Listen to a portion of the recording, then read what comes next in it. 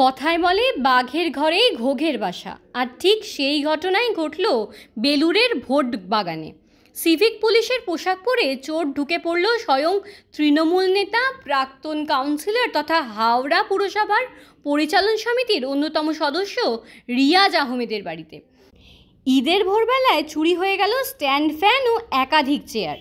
জানা যাচ্ছে ঘটনার সম্পূর্ণ ছবি ধরা পড়েছে সিসিটিভি ক্যামেরায়। করে মায়ের কাছে যখন গেছি আশীর্বাদ নেবার জন্যে कि আমি নামাজ করতে যাব, তো माँ আমাকে বলল एक आदमी आया था, पुलिस का ड्रेस पहना हुआ था, तो आपका नाम बोल करके रियाज मास्टर बोले हैं पंखा।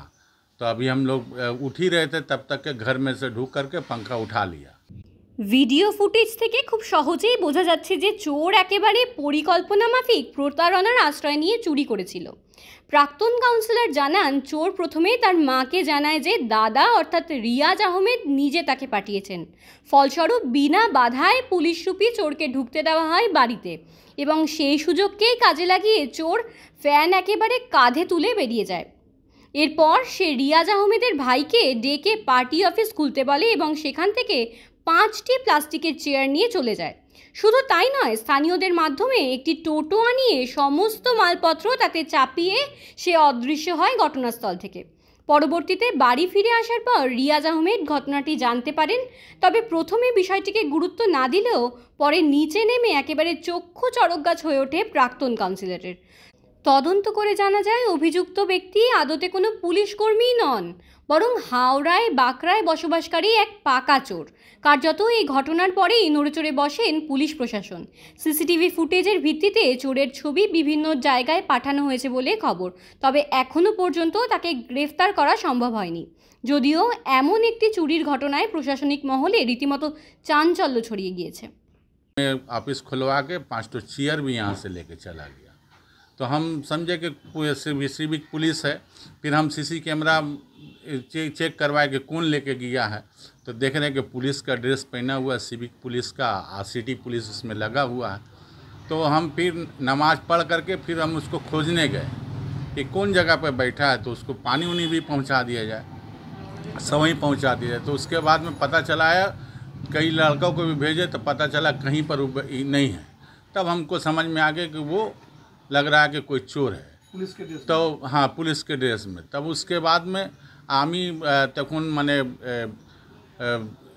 ওই সিসি ক্যামেরা নিয়ে সিসি ফুটেজ নিয়ে আমি বেলুর থানা বড়বাবুকে আর মালিপাঁচগড়া বড়বাবুকে আমি ওটা ওর সঙ্গে একটা ছোট চিঠি লিখে কি এই ছেলেটা আমার নাম নিয়ে আমার মার কাছ থেকে স্ট্যান্ড ফ্যান আর অফিস খুলিয়ে ওখান থেকে 5খানা চেয়ার নিয়ে চলে গেছে, আর কোথায় গেছে আমরা খুঁজে পাচ্ছি না। আর ওর সিভিক ভলেন্টিয়ারের ড্রেস পরেছিল, আপনারা একটু খুঁজে যদি মানে নিয়ে গেছে, যদি সিভিক পুলিশ আছে তাহলে আমাকে বলে দিন, আমরা ওখানে যেয়ে নিয়ে আসবো। তখন আমাকে রাত্রে বড়বাবু বললো কি আমরা খুঁজে দেখলাম ও সিভিক পুলিশ না, ও ড্রেস ওরকম পরে চুরি করে এই বাঁকড়াতে থাকে। আমাকে মালিপাঁচগড়া অফিসার বললো বড়বাবু কুণ্ডুবাবু, তো বাঁকড়াতে থাকে। বাঁকড়ার বড়বাবুকে বলেছি, আমরা চেষ্টা চালাচ্ছি খুঁজবার জন্য। আইডেন্টিফাই করা গেছে? হ্যাঁ, আইডেন্টিফাই করা গেছে কেউ চোর আছে। মানে ও কি বরাবরই সিভিক পুলিশের ড্রেস পরে চুরি করে এরকম কি বলেছে? হ্যাঁ, বড়বাবু বলছিল ও ড্রেস পরে ও বাড়িতে চুরি করে। তো তখন আমি মানে বললাম কি না, তাহলে এটা আমাকে আমার গ্রুপে দিয়ে দিই, কি আবার এইরকম ড্রেস পরে আর যদি কোথাও করে। তো আমি রাত্রে ওই সব গ্রুপে ছেড়ে দিলাম, ছেলেদেরকে হুঁশিয়ার করে দিলাম কি আপনারা দেখে নিন এরকম মানে সিভিক ভলেন্টিয়ার ড্রেস পরে বাড়িতে চুরি করছে। সেই জন্য আমি এর আগে এসেছিল, তো সে সময় সিভিক পুলিশ ছিল না। সে সময় বললো ওখানে মিটিং আছে আমার ভাইকে, আমার ভাই উপর থেকে আসলো, একটা ঝান্ডাও নিল, আর তারপরে চেয়ার মাথায় রেখে নিয়ে চলে গেল। সেই লোকটাই ছিল?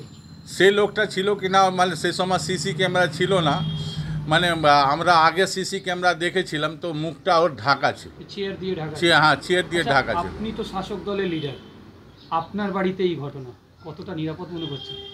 নিয়ে আবার আমাকে তো আমি শুধু খুব নিজে লজ্জিত, মানে ব্যাপারটা আছে কালকে যেটা ঘটনা হয়েছে আমিও থাকতাম তো আমিও দিয়ে দিতাম, মানে সিভিক পুলিশ ছিল ঈদের জন্য এসছে হয়তো তো কোথাও ডিউটি করছে তো আমাদেরই জন্যে তো ডিউটি করছে তো আমরাও দিয়ে দিতাম, কিন্তু এটা তো খুব মানে আমাকে কালকে খুব দুঃখ লাগলো কি একটা ভালো জিনিস করতে গেলে গেছে এরা মানে আমরা ভেবেছিলাম কি পুলিশ আছে কিন্তু পুলিশের ভেসে একটা চোর বেরিয়ে গেল, আমরা খুব দুঃখিত।